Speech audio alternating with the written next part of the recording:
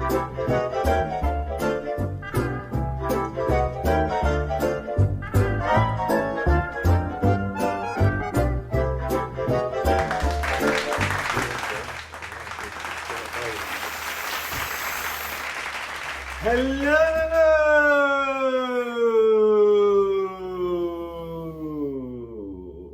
Hello.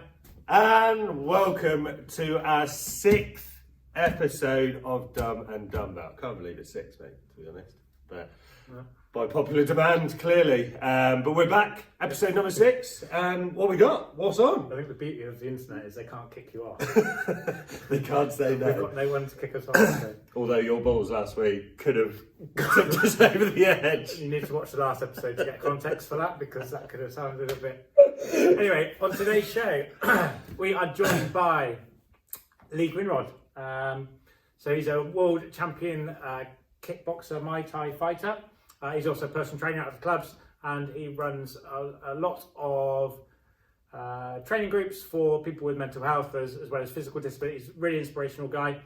We had a great fun chatting to him earlier on today. We also have our product review, where we're testing out some of our new body apparel. And we're also talking to the founder of Slice of Paradise, of our own Ross. He'll be on the show later on, and we'll be talking all things slicey of paradisey. That's terrible. I would say I'm looking forward to it, but I know what's happened and it's terrible. So you might want to skip that bit. But yeah, so well, it's the moment you've all been waiting for, and it's that go-to. I've got confirmation. It's now time for the news and weather with our host, Nicholas Bell. Over to the studio to go live. Coming to you live from the New Body Studio with your host, Nicholas Bell. It's time for the New Body News. Oh, we caught me doing some woodwork. Anyway, welcome back to the New Body News. What a fantastic day. We actually have some news for you. Let me get my papers.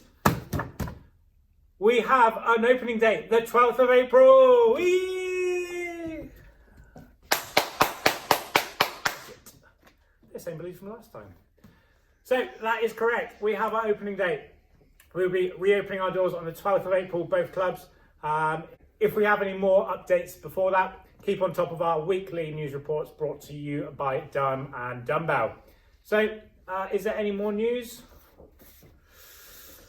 Yes, we do have some more news. We are going live to our weather report with Ross.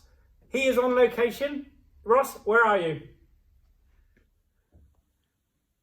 Okay, thanks for that, Nick. Thank you very much. So, today's weather report. You notice I've brought you inside. Never can be too safe. But, follow me, have a little look.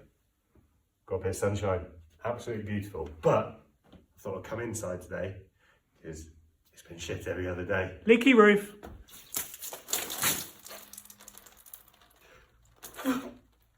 Back to you at the studio.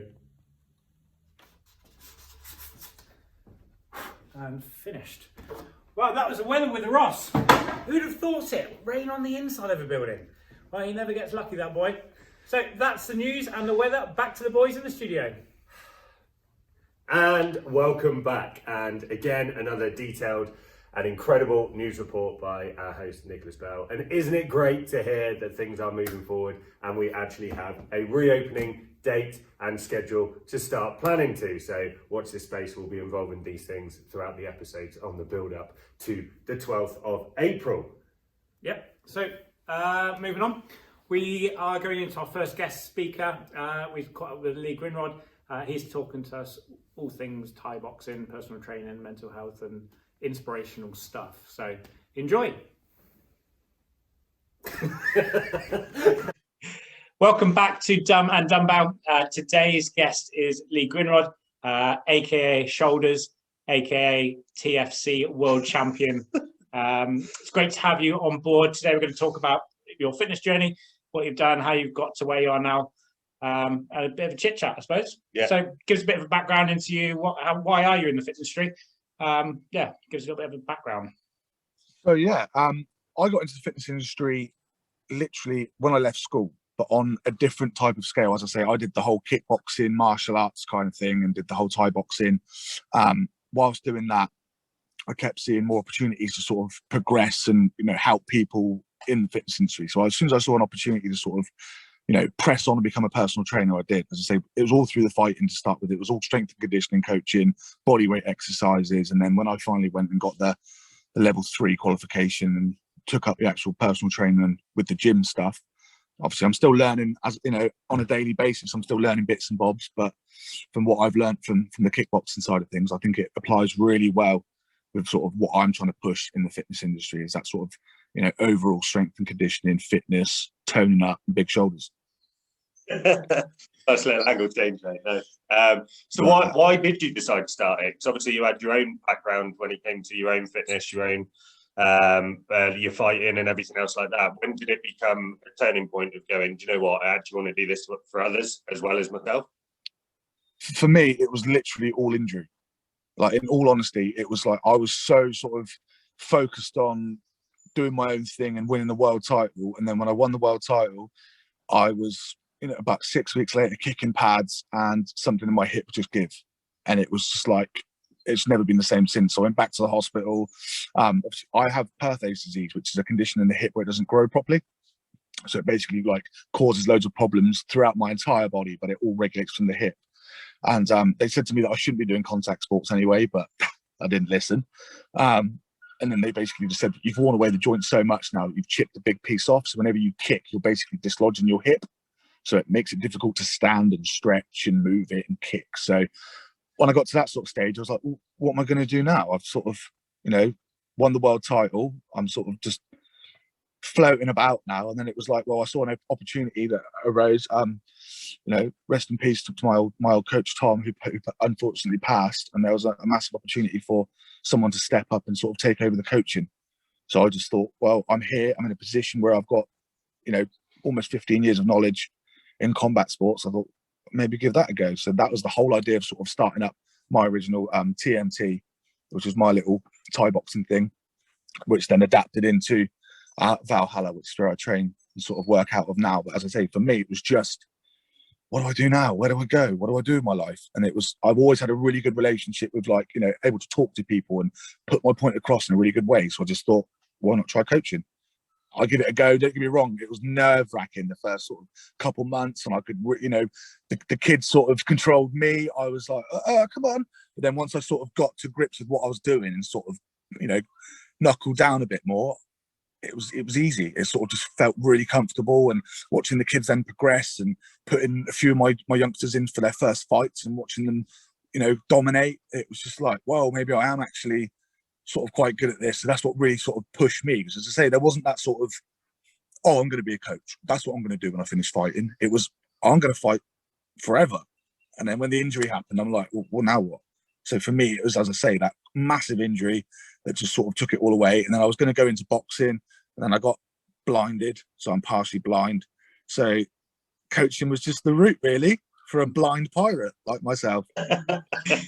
I mean, obviously you work out of the, you know, new body as well, and you've been there for a couple of years. You know, in terms of your clients, they're quite, you know, I think the good thing about the different elements that you bring is, you know, you work with a wide range of people, not only who are completely able, but also people who have different challenges in their life, whether it be mental health or physical challenges. Like, you know, I think that's an amazing thing that I see you bring into the club and bring into your own business. Where's that kind of come from, and how have you built on that? So that all originally started with the amazing group of Dorset Abilities. I basically approached them and said, right, I've just started doing some coaching. I really want to help out and I want to get involved. Can I teach you guys some kickboxing and some Thai boxing? So it all initially started there.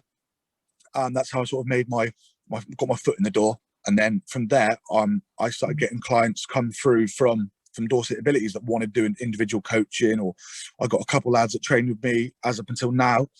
They still are. One is literally just focusing on rebuilding leg strength and, you know, coordination and stuff like that. And his brother is just focusing on, he wants to be as strong as possible and hold a plank for 5 minutes.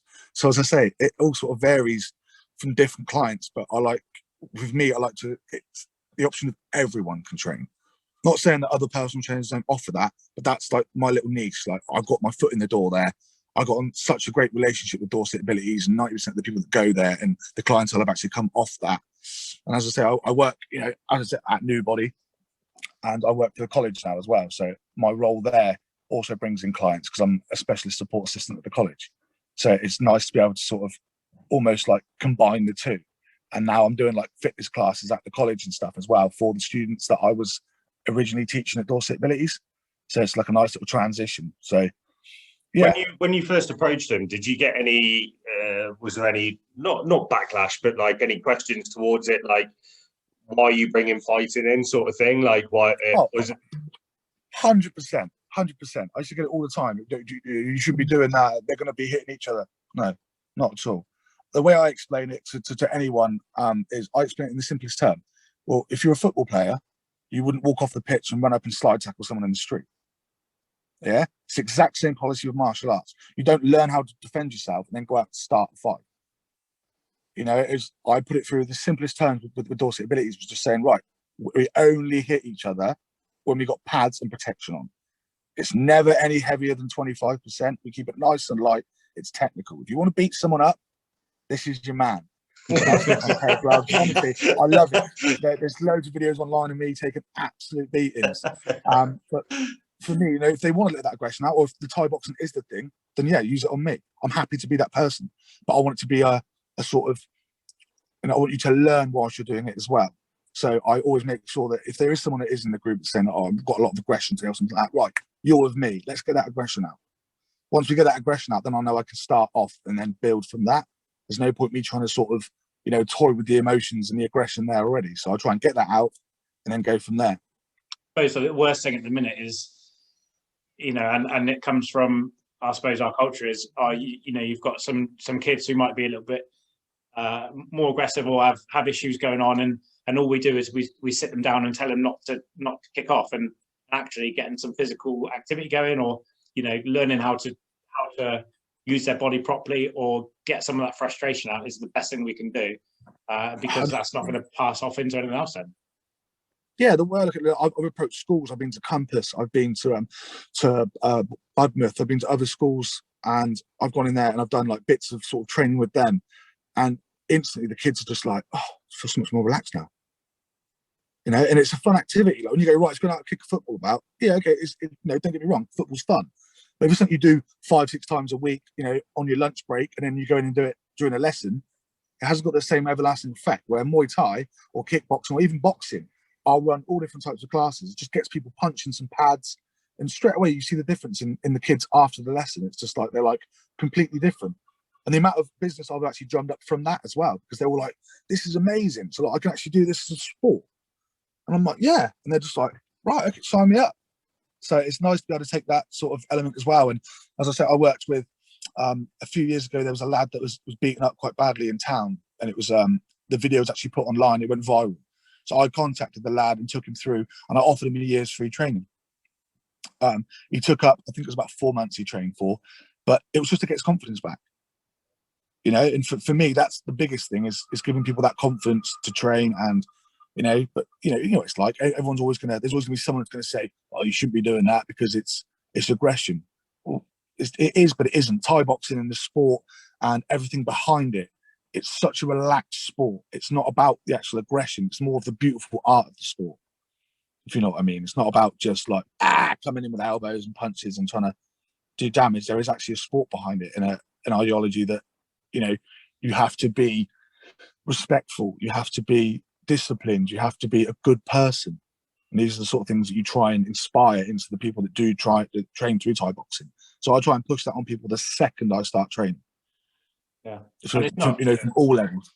Yeah, I mean, you know, the thing was with any fighting sport or combat sport, like the background of it and, you know, the ethos behind it all is always about discipline and self-control and you know, everything like that. It's not those people who are getting into the bar fights at the weekend. That's just some bloke who's had his pint knocked over and he ends up throwing a glass at someone. Like, it's nothing to do with the. Yeah.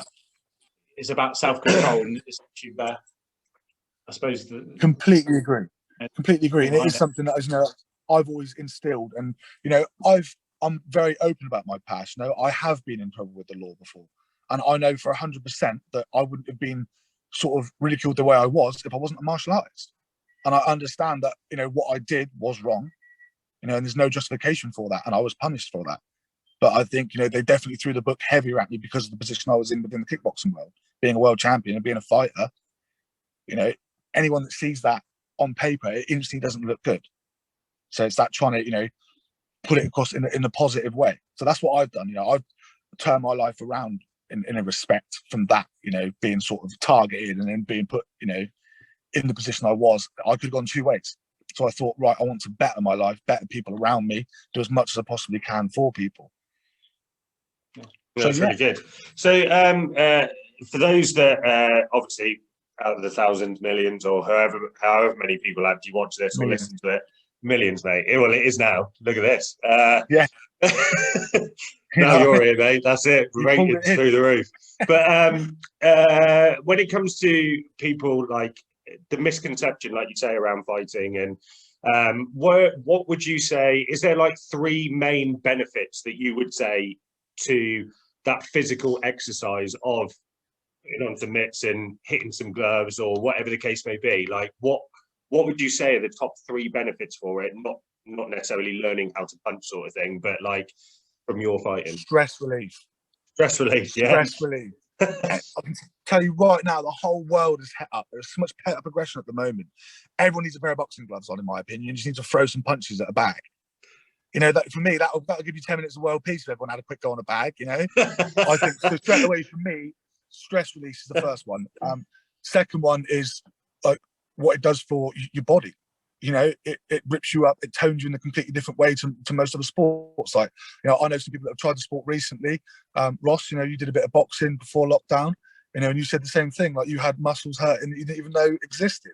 Yeah. You know, it does. It really does build you in a different way. It also strengthens all your bones, all your joints, you know, causes little microfractures, everything toughens up.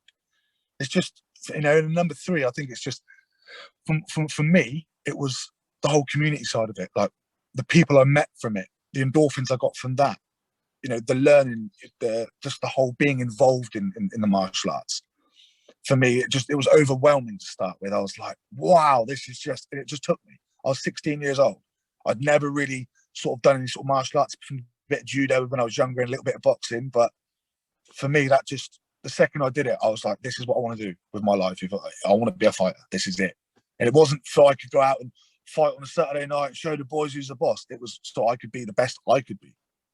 I don't ever look at it as, you know, I'm a fighter in that respect. I look at it as I'm a sportsman. I'm an athlete.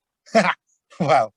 You're good, mate. It's all good. Yeah, but I'm an athlete. You know, I don't look at myself any different to a footballer. If I'm doing strength and conditioning and stuff like that, it's all based around the same idea that I want to be a better version of myself. It's never about the competition or being the hardest guy or anything like that, where there is a lot of stigma with that. Being a fighter, you must think you're hard. Not at all. Not at all. I'm good at Muay Thai. I'm a good kickboxer. You know, I'm not your average Joe down the pub that can take 10 punches, because I'm not that person. So I think there is a massive stigma attached to that. People think, oh, martial arts, and you know, there's, especially with the UFC and like, you know, the massive rise of, you know, trash talking and stuff like that, and how that's all become about in martial arts now. It's all just sort of taken away that respect element. But if you watch a Muay Thai fight or watch anything like that online in Thailand, it's completely different. It's so much bowing and respect, and thank you so much for taking this fight, and I really appreciate this, and thank you, so I can earn the money to pay for my family. That's how they look at it, and that's how I sort of look at it. It's like a traditional thing, not so much of who I can beat up and things like that. It's just about being number one. Yeah, it's like anything. There's always some bad apples who give it a bad name, and unfortunately, bad name sticks sometimes, doesn't it, for certain things. But I think, you know, someone like yourself who's out there, you know, teaching kids, getting on board with different demographics and kind of building it from the ground up and showing that the positive in everything is, you know, it's awesome to know you and be part of you know, your journey in that as well. So, you know, it's great there. What's the future plans? Obviously you're at college now, you know, you're doing your hybrid fitness training as well. Like what's coming up for you, mate? So literally, I've obviously the home workouts. I've been pumping out the last sort of couple of weeks.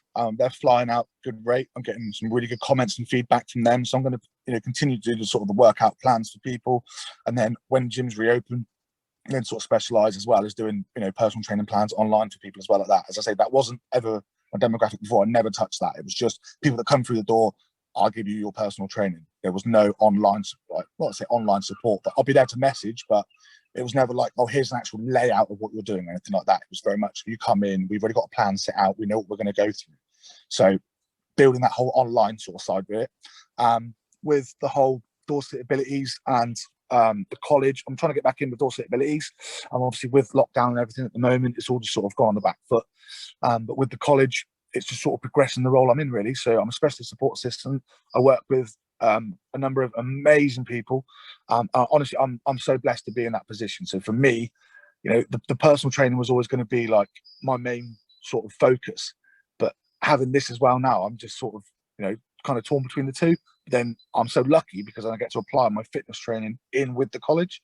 So I'm not, it's sort of, it all rolls into one, really. I mean, it works really well. The college is so supportive. They understand completely, obviously, that I have my personal training and stuff like that. They work around me. I'm just in a really good position at the moment, and I'm just going to keep progressing with it. Once lockdown's done, I want to get back, get more clients into the gym, get more people in, get more people training, especially with this whole sort of pent-up aggression sort of stuff. A lot of people are stressed, a lot of people are feeling it. I want to get all that out. So I'm thinking like 50 on 50 mass punch up or a rumble. The idea is, it's just to sort of get more people in and just sort of, build from that, really. I just want to get more people into fitness. And as I say, I don't care if people, don't come to me specifically, even if they just see this video and see me talking about it and go, well, I live too far away there, because obviously this is touching millions, Brazil, places like that. People in Brazil, just find a local gym, unfortunately. Guys, you can't all train with me, but, find a gym and just get training. That's all I can say to people. It's just release the endorphins. Don't waste your money on, products. Just get in the gym. That's where it's at. For me, it's just promoting that, really, and just trying to be the best I can be for myself and my business. And just do you have an aspiration? Obviously, you had a great trainer through your build up to your title fight and winning it and everything else like that. Have you got that aspiration to kind of be in that corner for someone else and kind of 100%. Take them to their title sort of thing? 100%. As I say, I've taken on a slightly different role at Valhalla Muay Thai, which is run by Dean Asprey and Emma, which they're both amazing. That's down at by Domino's in town. Little shout out there. But yeah, deliveries on Tuesdays. So, I'm doing the coaching out of there now. So how I'm doing it is Dean runs the classes, and I literally just take the kids through the fight training, or the adults, or whoever's fighting. So I'll then take you through maybe 6, 8, 12 weeks of training, depends on what you need, and then get you up to fight standard. So I'll make sure that you could blast 5 rounds, no problem, or 3 3-minute rounds of professional K1. It all depends on what you're fighting. I'll make sure that you are ready. I'll put on the gloves, I'll jump in for sparring, I'll move around with people. That's what I'm sort of pushing for now. So with the coaching side of it, I'm really working on the strength and conditioning side and building fighters up and just getting them in the best place they can be, really. Nice. And obviously you don't have to mention any names, but have you got any, like, a quiet little side bet on someone that you've kind of seen so far that you're like, do you know what, in a few years there's some potential here, sort of thing? Out of my team, yeah. Nick, yeah. So glass jaw Nick. There is, as I say, like, there's so much potential coming out of the gym at the moment, and it's just lockdown's been a bit of a hard hitter, sort of knocking everyone. And amazing that the kids are still staying focused and staying on the actual training. So I know that's a big thing for them. So we just want to get back in there and get everyone competing, and so yeah. But there's definitely one young lad that's training out of my gym at the moment, Leighton, and he is going to be someone to watch. I put money on it. The kid has got the dedication, the drive. He's got some of the heaviest kicks I've ever seen.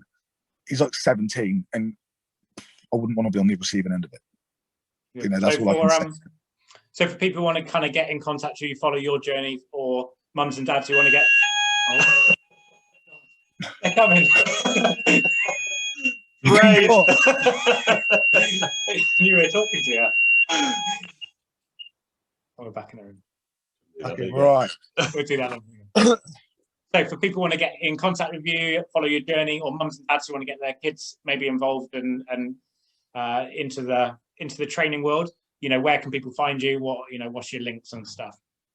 So for me, if you hit up hybrid_fitness_Weymouth on Instagram, or just personally message me on my personal account, Lee Grinrod on Facebook, or if you are looking to sort of get your kids into classes with the Muay Thai and the K1 and the kickboxing, it'll be Valhalla Muay Thai on Facebook or Instagram. So if you give any of them a shout, you get hold of me or Dean. So if you're looking for the classes, hit them. If you're looking for one-to-ones, hit me. Amazing. Nice. Right, we're going to move on to our famous 5. I forgot about that. Oh, wait there. We're going to move on to our famous 5. There you go, mate. So it's the 5 questions we asked. Oh, you can do it. Hey. 5 questions we asked to all our guests who come on. A little bit different, a little bit outside the box. So we're going to kick it off. Question number 1: if you weren't in the fitness industry, what industry would you want to be in? Teaching. I think if I wasn't in this now, I'd definitely be in the full time with the specialist support assistant role and being down that route. As I say, I love it. It's the most rewarding thing I've ever done. Amazing. So that 100% teaching and being in that sort of role. Nice. Question number 2: if you could have a meal with anyone at all at any point, dead or alive, who would it be and why? There's a fighter, a famous fighter. I can have a meal with Nick whenever, so I'm all right on that. But yeah, there's a famous fighter called Raymond Deckers. He was the first Farang to go over to Thailand and win the prestigious title in front of the king on the king's birthday. He passed away in a motorbike accident about 6-7 years ago now. He was Dutch. My coach Tom loved him.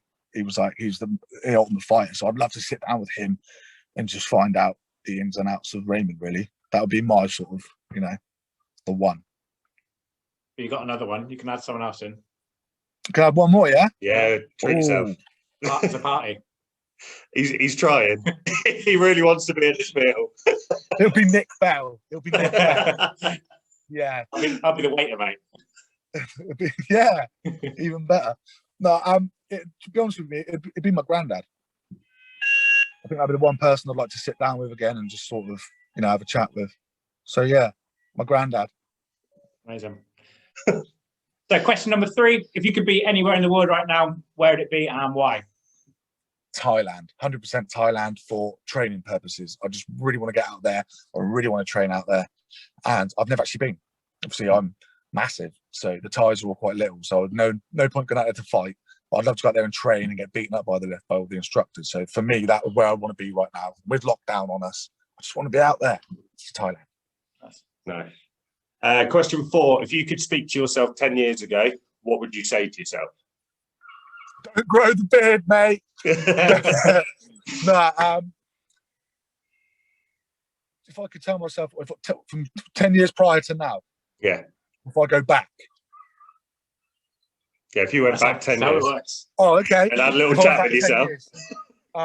There'd be a few things I'd say to myself, but the one I can say on here would be, don't go out in December 2015, and how different your life could have been.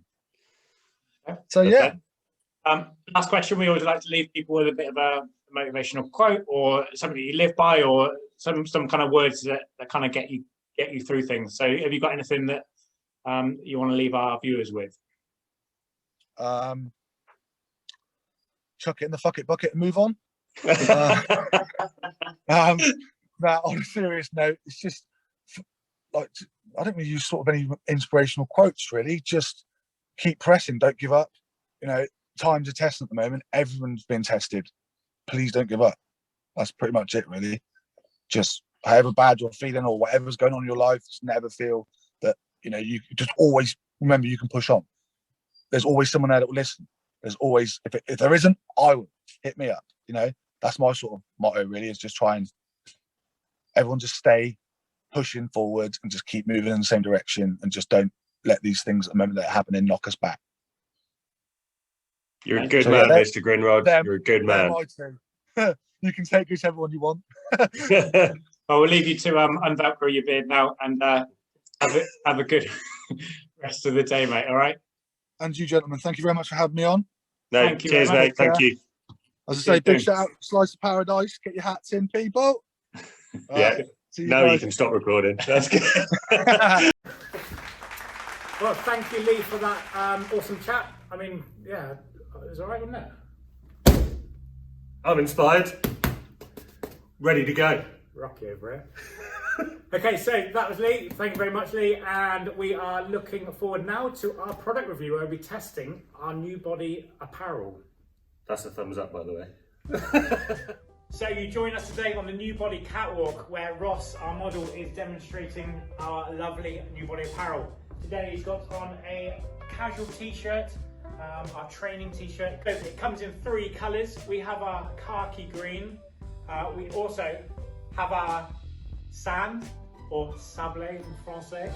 And our final colour, if you choose, is a nice dark black. So that's our 3 colours of our classic t-shirt. Now we're going to move on to something very special, one of the most popular items in the store. It's of course the one and only, the sleeveless hoodie. Now these come in 2 amazing colours. Now our most popular colour, the classic black. But then for the more adventurous in you, we also have a lovely mineral grey. So there truly is a sleeveless hoodie for all occasions. Now we don't just deal with upper body clothes, no we don't. We also have our lower body division.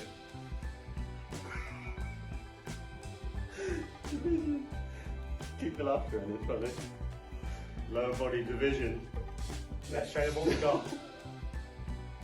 Now Ross is demonstrating our lovely lycra bottoms, very resistant to stretching, give you a full, well-rounded protection through different movements, but that's not all we offer. We also, I know what you're thinking, hey, my knees aren't strong enough when I squat. Now we've got something for you. Of course, it's our new body knee wraps, one of the most popular products. Now I know what you're thinking, are they just for the gym? No, they're not. Do the shopping, go skateboarding, fall off, you don't hurt your knees. Multitude of uses. And we do have a few in stock, but that's not all we have. Like big butts and you cannot lie? Our new body glute band is what you need. Tie it in with our fantastic knee sleeves and our lycra combo. You've got the 3-piece that most will drool over. Drooling. So that is our new body apparel. It's available in both our shops. So if you want some extra help with it, ask myself or our model Ross, in-house model. Ross? Ross? Ross? Okay, so that was our product review. And now we're going to move on to some more amazing clothes. And we're caught up earlier with the founder of Slice of Paradise Clothing, of our own Ross. Here's what happened. Hey, welcome back to and no Dumbbell today. Well, I have got Dumbbell, but we are on different sides of the screen. Something a little bit different. We are joined by our very own Ross Duncan. Now, not only is he manager of the club's new body, but he is also the founder of Slice of Paradise, which is a clothing brand. So we thought we'd put him on the other side of the screen today and find out a little bit more about that and how it all started. Yeah, so take it away, Ross. Like, how did it all come about? Being absolutely honest, it was out of boredom to start with. So the idea stemmed about probably 3 to 4 years ago now, believe it or not. And I got a tattoo, shock. And the tattoo was literally this, and it's on my leg. And at the tattoo studio, we joked about it then. And I kind of referred to it as my slice of paradise. I won't go into details, but I was working somewhere at the time that I kind of needed it as like a little bit of a motivational booster to look at it, make myself laugh every now and again, and realize that there's a slice of paradise basically anywhere. And we laughed about it and joked about it. And then one of them turned around and said, "Do you know what? You've probably got something here." And I just shrugged it off. And then when the whole last year happened and the whole lockdown situation, like I said, out of boredom, I decided to play around with the logo, play around with the design, consulted with a friend of mine, and yeah, just kind of brought it to life and kind of saw what it looked like on the screen as an actual logo. And then I kind of sat there and I was just like, do you know what? There could be something here. It looks kind of cool. I like the message and I wanted to kind of develop it. So I started getting some sample stock in, and friends and family kind of jumped on it straight away and were just like, we want to support you. And then I thought, do you know what? During this time, let's just give it a go. Figured out the finances sort of thing, invested some money. I use a local supplier in Dorset called the Embroidery Barn, which is just outside of Dorchester. So again, trying to keep it whole local. And yeah, just kind of developed it and just thought, do you know what, I'll give it a go. And it's ticking over quite nicely. As a little side hustle, it's actually not doing too bad.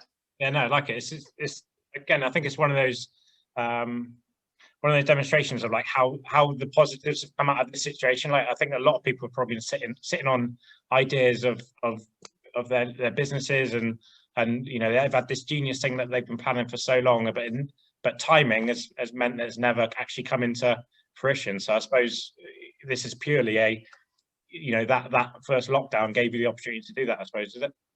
Yeah, I mean, by no means am I trying to make myself out to be a rags to riches story here, and I'm now making millions. But my advice to anyone, if you are kind of sat on an idea, bounce it off some friends, bounce it off some close people, family, friends, kind of see how it feels, and get excited about it, and kind of allow yourself to be excited about it.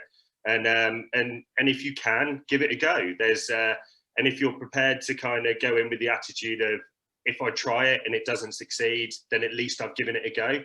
There's nothing worse than if I didn't do this and then a few years down the line, I see a similar design or something like that goes out there, and I'm like, it's the whole shoulda, coulda, woulda situation. And it's like, should I have done it? Should I have gone for it? I didn't really want to question that. And whilst I had the time, I decided to give it a go. And the whole message behind it is what I wanted to create is, I'll just add this now, is during the first lockdown. I mean, this came to life at the end of the first lockdown, but throughout those, what was it, 3-4 months or whatever it was in the end? 47,000, I think it was. 47,000 months, yeah, it did feel like that at times. But obviously we had some beautiful weather at the time. We were extremely blessed by how good the weather was. But you were still seeing on social media, everyone was like, oh, I've had to cancel this holiday. I've kind of done this. And what I wanted to try and develop is the message behind it, that paradise is whatever you wanted it to be. And it could be absolutely anywhere. It could be on your doorstep. And there was times that I was sat in my garden through the first lockdown, kind of sat there with the dog underneath the rays of the sunshine. And do you know what? You could literally be anywhere. I could have been outside the back of a villa. But I mean, by no means is my house a villa, but like I could have been outside the back of it. And like, I'm based in Bridport, and a short walk down from me, you've got West Bay, a beautiful stretch of beach and coastline. And again, with that sunrise or sunset or whatever the case may be, you could literally be anywhere in the world. And what I loved about it is, yes, people were buying the merchandise, but what I really find fulfilling around the whole message is when people tag you into their slice of paradise. Or like, for example, I had someone take a picture of a well-known coffee brand and the view of the ocean behind it. And they literally just went, my slice of paradise. And at no point in that whatsoever was my logo or anything else like that. It was just the fact at that particular time, on their own, they found that sense of peace, that sense of paradise, and they felt like sharing it. And to me, those messages mean the world to me when it comes to it, because that means my message is kind of resonating with some people, not everyone, but some. 100%. But I think that's now even more than ever is, you know, we have got to look closer to home for our own slice of paradise, haven't we? So and that might just be a case of going for a walk and getting out into a big field somewhere and just not having any of the stress of the world around you, or it might be chatting with some family and friends and who you haven't seen for a while. You know, everyone's got their own interpretation of it, haven't they? But I suppose the message is clear for everyone.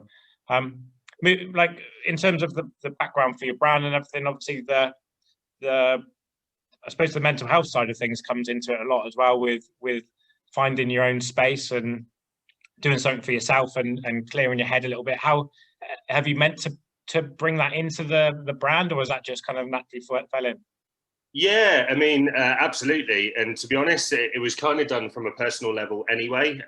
Throughout that first lockdown, before I even brought this to life, it was the case that I was going out and trying to get up and get out every single day. I've got to walk the dog anyway, so he kind of forced me to get out. But I was trying to find new and different places to go in the local area. And what I experienced and what I was blind to almost is how many places there were just off my doorstep, a short walk away, that were absolutely beautiful.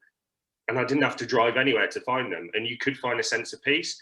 And throughout all the stress and commotion and everything that was going on at the time, and still is to a certain extent, it's just trying to develop that time in your day, no matter how long it is. There's 24 hours in a day. And if you can spare 15 to 20 minutes to yourself during that day, just to, as you say, Nick, kind of go into that open field and just kind of lose yourself for a bit, or go to that favorite place of paradise, or whatever you want to do, that place of security, safety, whatever the case may be, just to kind of sit and just let everything drift away. And I suppose the reason why I wanted to bring that side of things into it is, for those that don't know, I've been an ambassador now for Dorset Mind for coming on 4 years, and you kind of see the waves and patterns that happen with people's mental health and well-being, and especially over this last year, how it's almost, without sounding too extreme, it's plummeted a lot of people.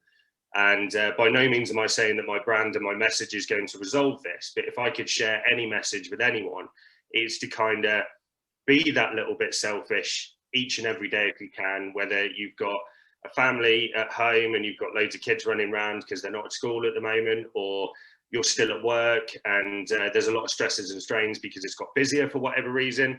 It's giving yourself the time in your day to do something for you, and go to that place that means the most to you. Mine is to sit by the sea. Anywhere, it can be anywhere, absolutely anywhere, just to sit by the ocean and just kind of hear the waves roll in. I just find a sense of peace by doing that. Yeah, that's cool. I mean, obviously you've been working with the gym as well for the last year, I suppose. God, it's been nearly a year already. Can you believe that? But obviously, we've looked at the mental health side of things and brought Dorset Mind, into becoming a firm fixture in the clubs. That ties in, I suppose, alongside your brand, and you're being an ambassador for them as well, which has been fantastic. We won't touch too much on the gyms, but have you seen the Dorset Mind have a good part to play in how the gyms have responded and our members, I suppose, as well? No, absolutely, and obviously we've kind of initiated this open door policy, even though we are closed, to kind of say to anyone, if they do need to reach out, then obviously they can do, if they find safety and security in doing so.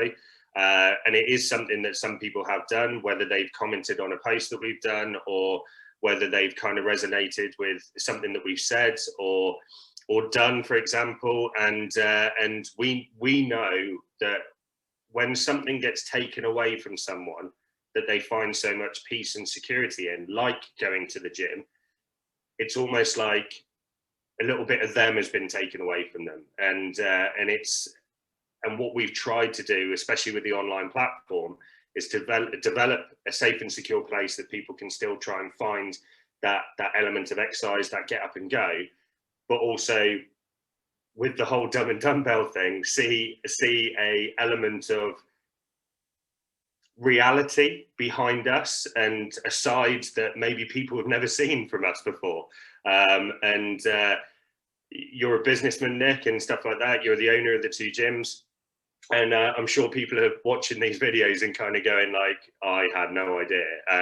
I'm dreading to see the people actually walk into the gyms. But from a Dorset Mind point of view, obviously they've definitely kind of jumped on the bandwagon with the whole fitness and exercise side of things. Obviously, they've just come out of Move Your Mind, which was a January campaign, which they've now decided to extend for the whole year. going into the 5 steps of wellbeing and stuff. And if you do want to check it out, it's on their website, dorsetmind.uk. And it just helps develop a different mindset and approach, I suppose. And that's the whole reason behind my brand. Yes, it's got a pizza slice. If you are a pizza lover, then you can just wear it because you love pizza. But then there is a bit more of a hidden message behind it, around the whole finding your slice of paradise, finding that moment of peace, taking that time for yourself, being that little bit selfish, and you know what, and exploring it. And if you want to share it with other people, family or friends, then you've got the ability to do so. And the whole idea being with the whole mental health and well-being is just to pass on these experiences and these positive messages to people, because they can find some peace in it, to know that others are trying it, or whatever the case may be. And it just means that they might then give it a go themselves and actually find a bit more of a routine behind something that they weren't doing before. Yeah, amazing. That's awesome. I mean, with your, going back to your, the clothing brands, just a quick overview of like products, what type of stuff do you do? And then we'll see what you've got planned for the future as well. Yeah, I mean, to me, it was to kind of, I live my life in shorts and t-shirts and flip-flops if I can. Hats especially, I don't think, the questions of do I have hair comes up a lot, because I constantly live in hats. So I just wanted to develop this unisex casual clothing brand that anyone could kind of wear if they wanted to, but also base it around being eco and using organic materials and stuff like that. Like even the packaging I use to ship, even the tape itself is biodegradable. And it's a small thing to do, but if everyone does that small bit within their businesses, then it can make a huge difference years down the line to the environment. So I basically base it around t-shirts, hats, that's snapbacks, truckers, beanies, hoodies, sweatshirts, and just that casual clothing that anyone can wear. There's mixed bag of sizes. And the feedback has been really positive, which is obviously lovely to hear from my perspective, and it's kind of encouraged me to keep things going. I don't expect it to take off and go worldwide, but I have been lucky enough to sell to different parts of the world already, from Sweden to Italy to France to New Zealand to Australia. And it's really good to get that feedback once they've got it, to kind of go, I love it, the quality's great. Bit gutted you're not wearing yours, Nick, but it's fine. I'll let you. I didn't want to get out of the back. At the back. I mean, that's the thing. Like, it is like feel good clothes. I suppose that's the thing. What I've noticed from the looking at the stuff and wearing it and things like it's feel good stuff. You don't have to it's the wrong way. You don't have to try too hard to wear it. You just chuck it on, feel good, and go and live your life. Like it's and I think that's what from looking at the social media and looking at the feedback you're getting as well. That seems to be what your clients are saying or your customers are saying, and they're just happy. No, absolutely. And I think there are a lot of brands out there now, even some big brands that are kind of they work on the profit basis rather than the quality side of things. I think sometimes, I'm not going to mention any names, but it took a long time for me to work with the producer just outside of Dorchester to kind of find the right garments that I was happy with more than anything, and that I was happy to invest in. I mean, I live in casual clothing, so if I felt it was comfortable on me, then I knew then other people would resonate with that and kind of feel exactly the same. So yes, I kind of heavily based it around my opinion, but I was the only one doing it, and I was on my own doing it. So I kind of didn't have many to feedback. But like you say, the feedback's been absolutely incredible. I've been extremely lucky by how many people have kind of jumped at it and responded. Even just the simple messages, I put little quotes up and things like that. And it's the messages that kind of come back, the private messages, and just go, do you know what? Seeing these make all the difference to my morning, sort of thing. And it doesn't really matter to me if they're not saying that wearing one of my t-shirts or hoodies. It's the fact that that little piece of, well, that social media page, for example, is kind of made a difference to one person, and that's certainly something I've said to you as well. Like, whatever we do, even this, the Dumb and Dumbbell, if one person watches it and one person takes something away from it, then we've done our job, and we've had a good laugh doing it, and that's all that matters. So I know for sure we've got at least 2 people. My mum and dad both watch it, so. I mean, I'm looking forward to watching the rest of the Slice of Paradise journey. I think it's going to be an exciting one. Where can people find out about you? Where can people follow your, the Slice of Paradise journey? So literally just on social media at the moment. I've kind of kept things simple. I haven't tried to overcomplicate it too much, just because I didn't really want to go fully in and then just end up stressing myself out over it. It was more to have a bit of fun.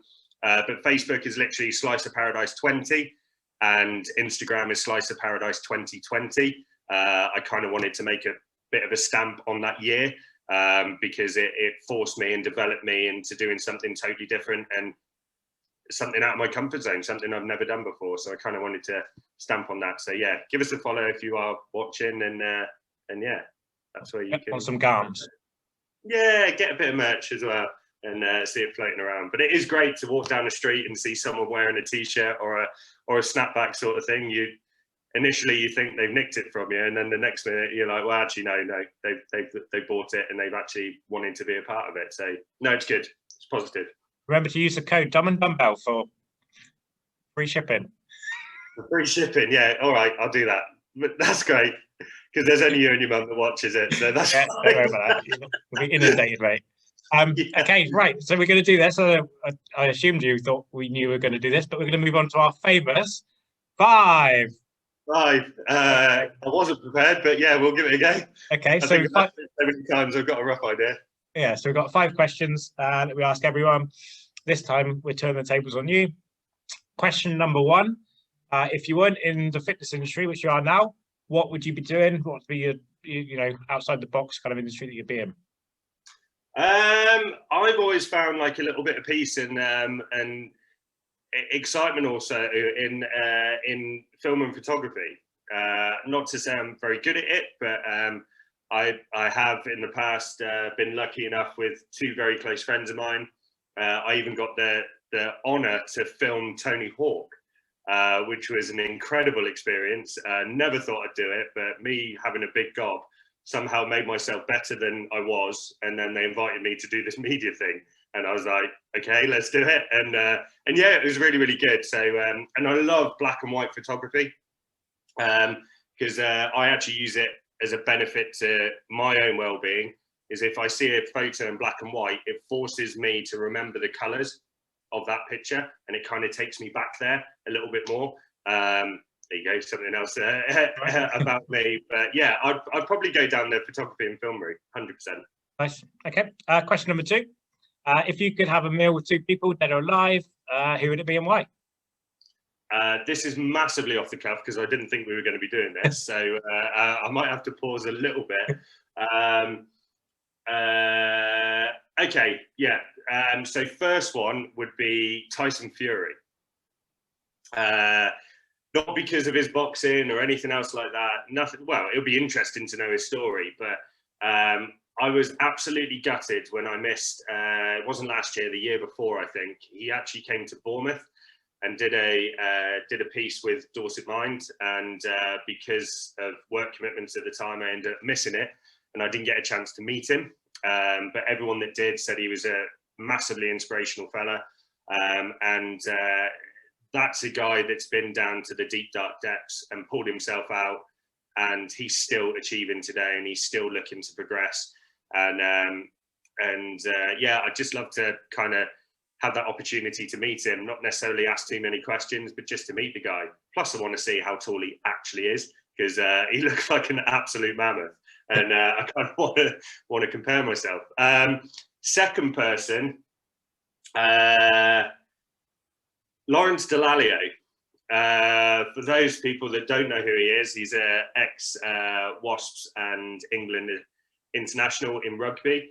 I had the pleasure of meeting him on his last ever game for Wasps. It was last ever appearance, and back in the day, I used to play rugby, and he was. We all have those people that we aspire to be and stuff. And he played the position I did, number 8, and I followed him. I was a Wasp fan, and I just wanted to develop it and kind of mirror him in a little way from a captaincy point of view, from a leadership point of view. And he's a real character, and like I said, I had the pleasure of meeting him. And I just want to, I've read all his books and stuff. I just kind of want to sit down with him and talk to him in person about his history and where he's looking to be. Because he's kind of gone a little bit off the radar. He does a bit of TV presenting, but I kind of want to see what he's up to now and what he's looking to do. Because I genuinely see him as a coach, but we'll see. All right, there we go. That's the 2 then. Okay, question number 3. If you could be anywhere in the world right now, I'm guessing it'd be a beach, but where would it be and why? This is tough because there's 2 places. One place I'd love to go back to, and then there's another place I'd like to go because I've never been. So the place that I've never been that I'd really like to go and explore is Fiji. I think the culture is absolutely amazing, and it's something I'd love to go out and experience and kind of get a bit nitty-gritty into the actual history of their culture, because I do find it absolutely fascinating, and I'd absolutely love to go back to Hawaii. It's an incredible part of the world. Regardless of it being the 50th state of America, it doesn't feel like it's American. It's got a lot of culture, and it's absolutely beautiful. The beaches are incredible. The waterfalls are just an amazing place to be. I think you'd look good in a Hulu skirt. I actually wore one, so there's a photo. There's a photos. So yeah, I actually learned how to hula, which was interesting to say the least. I've got 2 left feet, so I only went one direction. Those hips don't lie. Don't you be silly. Question number 4. If you could speak to yourself 10 years ago, what would you say to yourself? Yeah.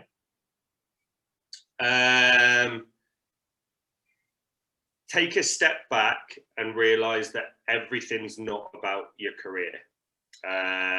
10 years ago, I massively sunk myself into a career.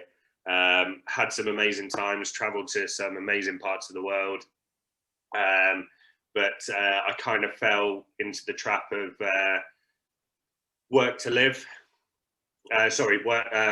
Live to work, not work to live. That's kind of what I kind of fell into. And I suppose to me, it's just having the chat with myself and still following that path, because I've been extremely lucky in my career, and I've learned loads. But sometimes just take a little step back, take the gas off a little bit, and just kind of see things in a bigger picture. You don't always have to be so engrossed in work. I feel like I lost out on quite a bit of time by doing so, by working so many hours. So yeah, I'd probably go down that route. Nice. And then, like with everyone, our final question is: have you got a motivational quote or ethos or a mantra that you live by or use at difficult times? Yeah, so I've actually got this one tattooed on me as well. Shock horror. But it's the words of "There will always be another wave," and this kind of reflects on, you may miss one, but just remember there will always be another. So just because one opportunity, for example, may have disappeared or gone, it doesn't mean that something else isn't going to go or come along your way. And I think, especially over this last year, that's what we've kind of touched on, is knowing how to pounce on those opportunities if they are there, and kind of ride those waves. And obviously it's ocean related, something I find a lot of peace into, but that's definitely something that I kind of fixate on. There will always be another wave. Amazing. Fantastic. Wow. Thank you very much, mate. Enjoyed that. It's good. Yeah, something I wasn't expecting, but yeah, thanks to those who have listened. I hope it gives a bit of an insight into what we've been doing, and obviously thanks for having me, Nick. Even though I've been part of this. But well, if you enjoyed that and watching Ross and want to see more of him, hold on for about 5 seconds, because he's going to be on the outro as well of this video. So he'll be back, and he'll be back every week after that. I'll literally clap and I'll be back in the studio. So anyway, mate, thank you very much, and thank you. I'll see you in a minute. See you in a bit. Well, that concludes another fantastic episode. Thank you to Ross at Slice of Paradise. What do you think? It's massive. But yeah, that concludes episode number 6. Thank you to all of our guests, the news and weather, and we hope you join us again next Friday for episode number 7, and the countdown to the 12th begins. Thank you for watching, guys. See you very soon.